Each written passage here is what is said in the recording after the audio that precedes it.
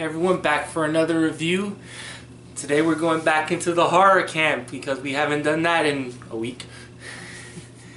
And we're going to be reviewing Truth or Dare. Truth. Review Blumhouse's Truth or Dare. That's why I'm doing this review. Truth or Dare. Truth. Tell us what you think about Truth or Dare. Alright, we're reviewing the latest Blumhouse movie, and it's none other than Truth or Dare.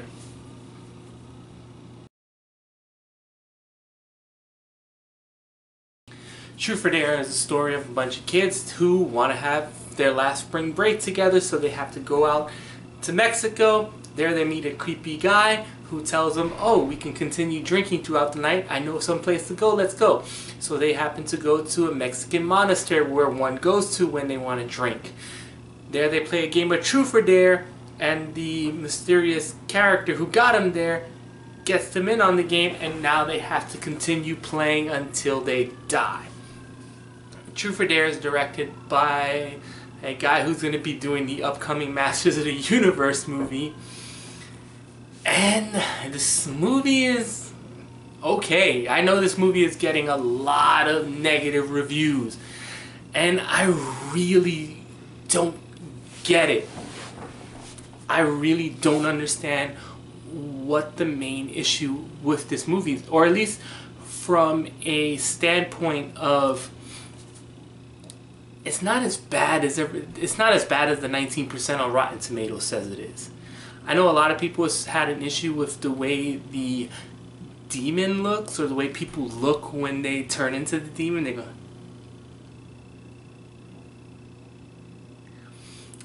and I can see that cause for a comedy, especially in a movie that's rated PG-13. So this is actually aimed towards the high school demographics. I know, I was there with Jeff, we saw it. And the problem with that is the deaths aren't as exciting as you think they are. I enjoyed a lot of the deaths, I'm not gonna lie, some of them, but that didn't bother me. Unlike something where like Happy Death Day took, used the PG-13 as best they could, especially with the concept they had. This is a movie that probably should have went more along the lines of an R-rated movie. But once again, that's not this movie's main problem. Also, let's get this right out the way, same thing as everyone else said, this is very Final Destination ripoff level. Just because the way the story goes, and the story does get convoluted, but once again, that's not what's wrong with the movie. What's wrong with the movie is the characters suck. I saw all the trailers, I like the trailers going into this movie. The trailers really sold me on this. Not only did the trailers sell this movie to me, just the fact that Blumhouse put his stamp on this, and I've been a big fan of his for the last year. And I can't wait to see a couple more movies he has coming out. But this movie has hard characters. You never once believe that these people are friends. They all just act like dicks to each other, and not like dicks in the way of a movie like It, where these are little kids, where, Richie was fucking with the characters constantly. These are like dicks in the level of like, how the hell are you people even together? That's how this movie is. Yeah, especially the main character. Olivia, played by somebody who has a show on the CW. Jeff knew who she was, so I guess she hit the demographic. She was, I don't want to spoil the movie for her, but she is everything that's wrong with the characters in this movie. And she was performed absolutely fine by the actress. The problem is, once you start peeling back the layers of who she is, you kind of are rooting for the demon. And then the third act, once some of the deaths start happening, and you understand why people are there, because, somebody gotta die in a movie like this. Once we get to the third act and we're running to cure the thing, the demon from these characters, I kind of, it goes more in the long of a suspense movie than the whole movie goes along like a suspense movie. This is not a horror movie. I was never once scared. They tried a couple of jump scares, never worked.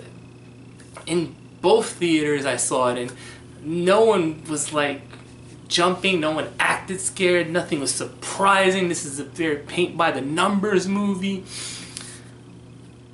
I like the concept. It was kind of thrilling at times, but at no time was I hoping that the good guys win at this movie. There is one thing I will say. I think the ending is a lot more creative than anything else in this movie, and the ending kind of reminded me of something like The Purge, where if you can get a bet, or the idea, especially with the ending it had, reminded me of the first Purge movie, where this is an interesting idea and I kind of want to see it done with a better director. And I can totally see this movie doing better if we can get a better writer and we can get a better director on this. Once again, I will give the Blumhouse movies credit. They're made for really small budgets, but they never look cheap. This didn't look like a cheaply made movie. It looked completely fine. Some of the effects were cool, or they didn't really have a lot of effects, or like, you know, when they changed from people going to whatever they had to do was pretty good, especially when they were doing their turns or spins or whatever. But just the characters in this movie weren't good. The writing really wasn't good, because at the end of the day I didn't care. And especially when it came to the two girls, their relationship is as toxic as you can get, and that's a huge part. I can see people laughing at this, but like I said, if you're laughing at this movie, especially just because you're seeing Szeto, that's pretty juvenile. But then again, that's the audience that this movie is looking for with that PG-13 rating. I didn't find it that humorous. I thought it was better made the second time I saw it than the first. And I thought it was trying to build suspense, but it was at times strangely overly complicated for no reason. And it just, there was no hook there. It had an interesting premise. It had a good idea. Put this in, and the ending definitely leaves it where if you can get a sequel to this movie in the hands of someone else other than the guy who made this movie, you could have something very good on your hands. We could have another Purge Anarchy. So if I had to grade this movie, it's kind of tough, but I give it a 5. It's not terrible, but it's not good. It's just average. And it's only average because of its premise and the ending. That's about it. Characters awful. Dialogue didn't help. Some of the twists and turns it took really baffled me on why I'm supposed to be rooting for the heroes. Really do. That's all I have to say about this movie. Have you seen Truth or Dare? Comment down below. Like, subscribe, and I'll be coming back with another movie review at Truth or Dare. Alright, judging by the movie rules, I guess I have to take a dare. Drink up your beer. Alright, I can do that.